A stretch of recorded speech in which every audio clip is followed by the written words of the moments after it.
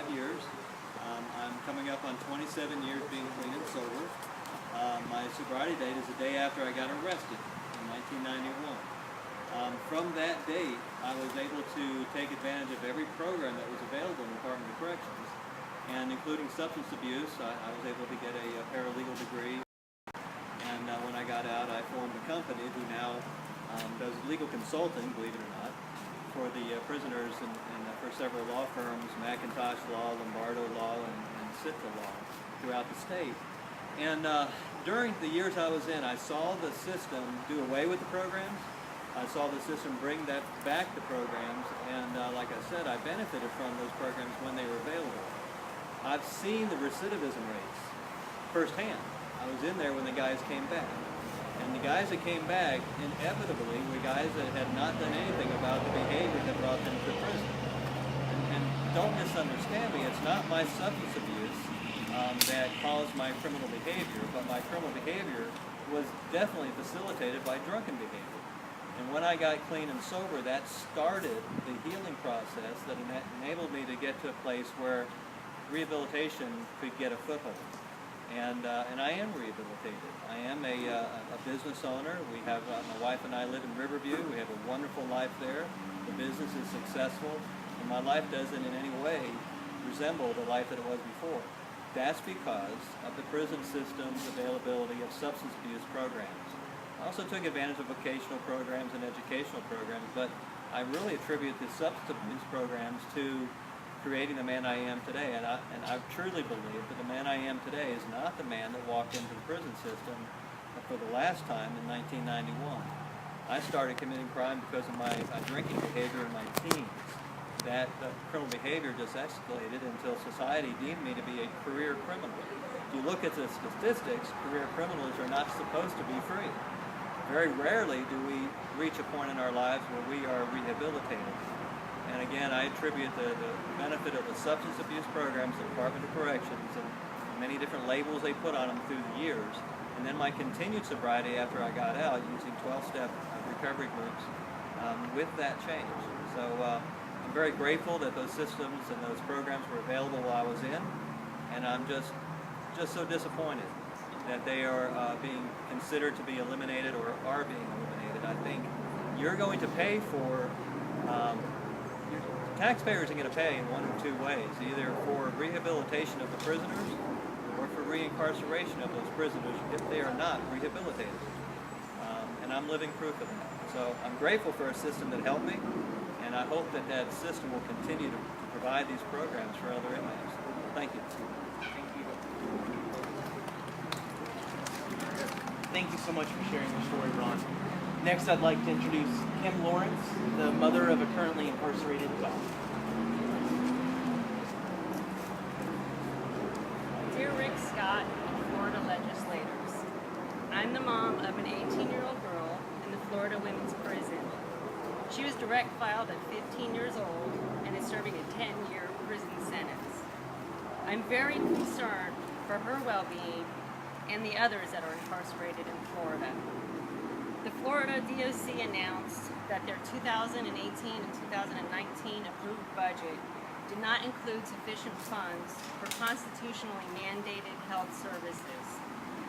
The Florida DOC had to make the hard decision of reducing healthcare programs, substance abuse programs, rehabilitative programs, and other expenses by $29.5 million. And this doesn't cover the past deficits. Through mass incarceration, approximately 100,000 people are locked up in the state of Florida. It is apparent that our budget cannot handle it. These draconian cuts to even the limited health care and rehabilitative services that we were offered are short-sighted. Reducing health care will result in further denial of medical services, which is inhumane, unconstitutional, and will cost society more in the long run.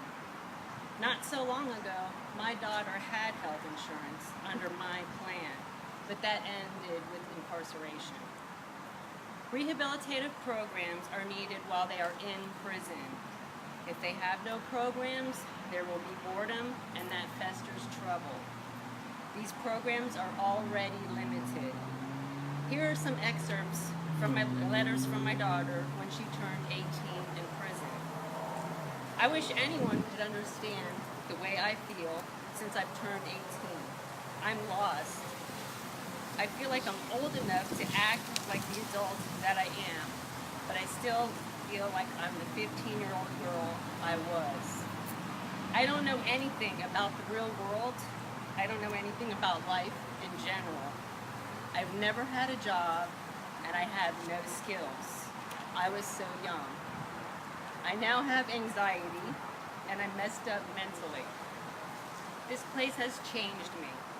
I feel like my ability to have emotional connections are only illusions I force myself to create. Do you know what it feels like to hardly remember your life at home? To slowly but surely feel your mind slip. Mom, I'm losing myself, and I have been for a while. I'm afraid this place is all I will know. They do not get to hear birds sing while sitting under a tree, pick flowers, watch a sunrise or set. They don't get to socialize with people. They can't even speak during chow time, and they even get punished if they do. Their social skills are diminishing by the day.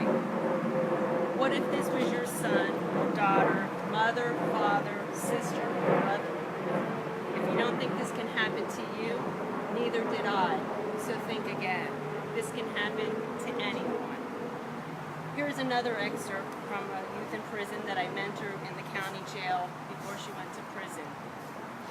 I've only got a few months to go. I'm ready.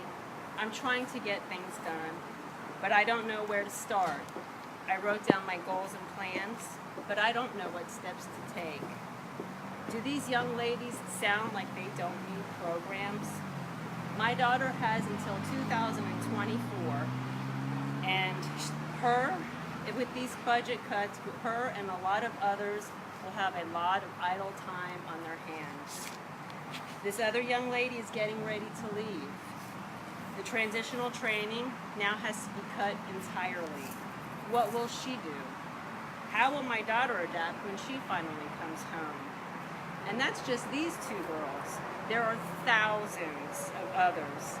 There are more mentally ill in prisons than there are in hospitals. I need treatment and meds. There are people with addictions, and without substance abuse programs, there will be relapse. And without transitional programs, they can't adapt. There will be more recidivism. It's more cost effective to treat the problems during their stay rather than having a revolving door. Most do come home, so let's do what's right and make them better people. Here are some options to cut the budget. Reduce the 85% to 65% sentencing retroactively. Reduce mandatory minimums. Stop with the excessive sentencing and consider other alternatives. Look to the other states that are having success. And with valid and reliable risk management tools, you are able to determine who is at risk for recidivism. If they are not, and if they've done well at 65% of their sentence, assess, review, and reward them for it. The tough on crime approach has failed us. That's what happens when we don't care and we just throw away the key. Warehousing people doesn't work.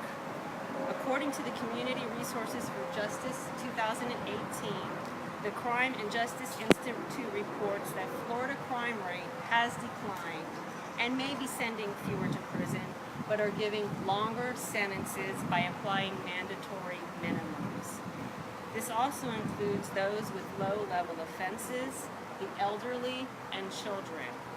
Children do not belong in adult prisons. Florida is number 3 for prison population, and it is expected to grow unless we start following other states like Texas, Georgia, Utah, Mississippi by using similar policies that reduces recidivism. Florida is number 1 for incarcerating children. Shame on you, Florida. The Florida DOC cannot inspire success and transform lives with this budget crisis. Remember, most come home. Let's make them better people. And if we can't afford the DOC budget, then we need to stop mass incarcerating. Shrink it or pay it. Sincerely, Kim Lawrence, a concerned mom. Thank you. Thank you so much, Kim, for sharing your story and for sharing the letter from your daughter. Next, I'd like to introduce Reverend James Golden, the Social Action Director for the Florida AME Church.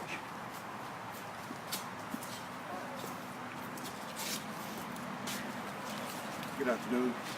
Thank you, Mr. McGuire. First, I'm glad to have been a part of the Criminal Justice Reform Symposium organized by Legislator Brandeis. Just being present and hearing the complexity of the problems that exist in the criminal justice system and hearing people who are interested in wanting to try to bring about solutions is encouraging. It is just encouraging to know that there are people who want things to be better.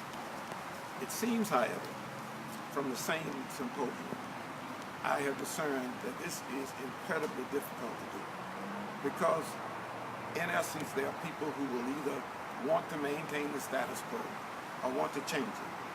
And the political climate in Florida, not just in the area of criminal justice reform, but in the area of public interest advocacy, seems to be to maintain the status quo. Everything begins with how much does it cost? No one really addresses the question of how much does it cost to not change? The essence of what happened today here inside the room is that there are people that we know who are committed to wanting to change the status quo. But that must be translated into a dialogue and conversation across society. The people who are here with me today, the people whose children are directly impacted by the system, the people whose neighborhoods are directly impacted by the lack of movement within the system, the people in our communities who and in our schools and our other institutions who are not served by maintaining the status quo in the criminal justice system. All of those people have one thing in common, and that is that we are a nation of laws, ruled by laws, and we can only achieve the change that we would like by changing the laws. And so I am happy to be here, not just as a part of the ecumenical community, because I serve as the social action director for the African Methodist Episcopal Church. But I'm happy to be here because I'm also a part of the Florida Council of Churches, which is a multi-denominational interfaith reaction to those who do not see, in as much as you do this to the least of these, you do it to me. And so I'm glad to be invited to this occasion. I am happy to take this message today, that there are people who are hurting, who need help. There are people who have no voice. There are people that believe that the system is stacked against them. They believe that in spite of the fact that we have met today with people who are trying to bring about a change in the system. That makes us all have one thing in common, and that is that we are not getting what we want for all of us from those whom we have chosen to represent all of us. The key factor in that, and I heard that come out in one of the questions that I asked in the room. The key factor in that is that you have too many people who want to tell you how hard it is to change and how difficult it is to do anything differently than they have already decided needs to be done. Well, we're in the same boat. We feel the same way. We are just, as one of the speakers said earlier today, on opposite ends of the spectrum. How will we ever get together? How will we become a part of the solution to a better system than trying to become a part of each other's attitudes about the respective parts of the system that impact us? And I submit that that is precisely the role of what the faith community hopes to bring. Somewhere I read in their teachings that there was a statement, come, let us reason together. There is no us and them. There is no we and they. We are just one body of a community, whether it be city, county, or statewide, seeking a better solution to a problem that we all have. What to do about those people who are in our midst, who will not live in a lawful manner. Now, the fact that we have less people that's being incarcerated doesn't really mean anything unless that translates into less money being devoted toward incarceration. The fact that we have a declining crime rate doesn't mean anything if it doesn't impact the number of people who are impacted by the criminals that remain. Opioid addiction is a real problem. It isn't impacted by how many people out there selling drugs. We heard that today from the sheriff of Pinellas County. We have all kinds of problems. Our children are coming into adulthood with criminal records. We have people who are having their lives destroyed because of the strictest requirements of law enforcement. That doesn't help anybody. Doesn't help the sheriff, doesn't help the incarcerated person that the sheriff is responsible for taking stewardship over. So I hope that out of this meeting today, that we can go forth not being us versus them, but we versus the problem. I am convinced that there is no problem that one human mind can conceive of that another human mind cannot solve. I believe in my heart of hearts that if we stop trying to best one another and start trying to best the problem of mass incarceration, best the problem that we have with respect to juvenile detention, best the problem that we have with minimum maximum sentencing, best the problem that we have with the 85% mandatory. If we can best that problem, we will all be better off. I close with this. All of those problems that I described are embedded in the legislation that we now have. That is the status quo. I submit to you that if we cannot change the legislation, it is only because we have not tried to change the legislators. I'm so glad to be here today because from now until November, I will be noting the people, the legislators who were here. I will be noting the legislators who convened this symposium. And I will also be noting the ones who were not here. I will be noting the ones who are not trying to help us reason together. Thank you for the opportunity to be here, and I look forward to March into the future to a better criminal justice system for everyone.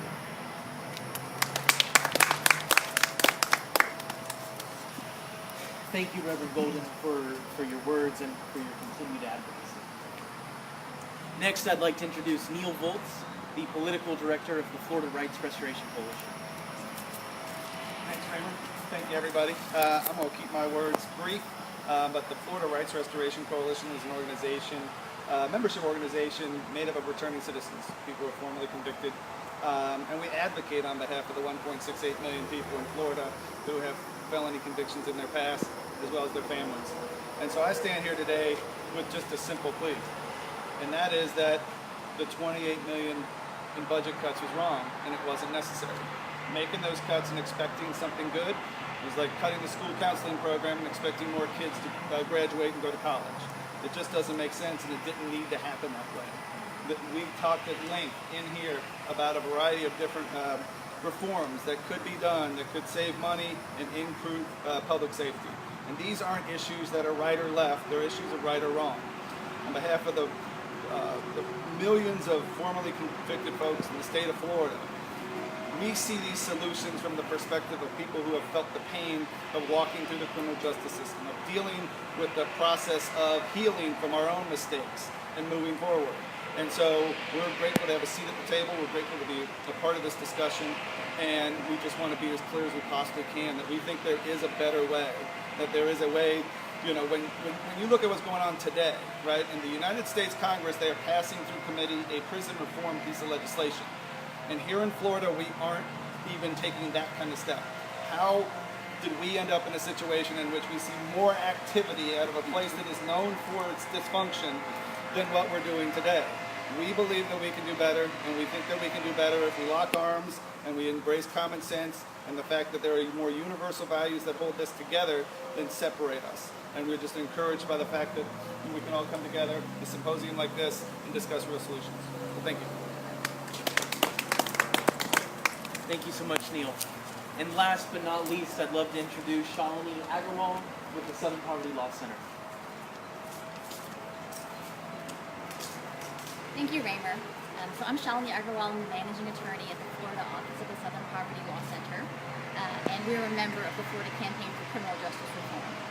I think a lot has already been said that I would have wanted to say, but I think that the main point that many speakers have reiterated is that this budgetary mess that we're in was entirely foreseeable by this legislature and by this governor, and it could have been avoided if people had chosen to take action, and chosen to prioritize criminal justice reform in the legislature or as an administrative priority, and that just hasn't happened. And as a result, we are trying to balance the consequences of those bad costs on the backs of incarcerated people as they're being released, and ultimately putting them in a worse situation, and effectively than ourselves in a worse situation, where we're going to be ending up paying more, right? Because folks are not going to be rehabilitated or transitioned back into the community in the way that they would otherwise be. So this is just a completely wrong-headed approach. It's a crisis, and in the short term, we think that we have to fill the funding hole, right? At a minimum, the $28 million immediate budget shortfall, and we think that the governor needs to step up and use money from his rainy day fund and try to save these critical rehabilitation programs. That's just in the very short term, but it seems like there's a much bigger budget gap and bigger savings to be had. And we would also advocate that the legislature recognize that this is a crisis moment, and that they also call a special session to address some of the bigger drivers of the cost of our criminal justice system. Right now, we're just not paying enough. We're not adequately funding a constitutionally adequate system to house 100,000 people.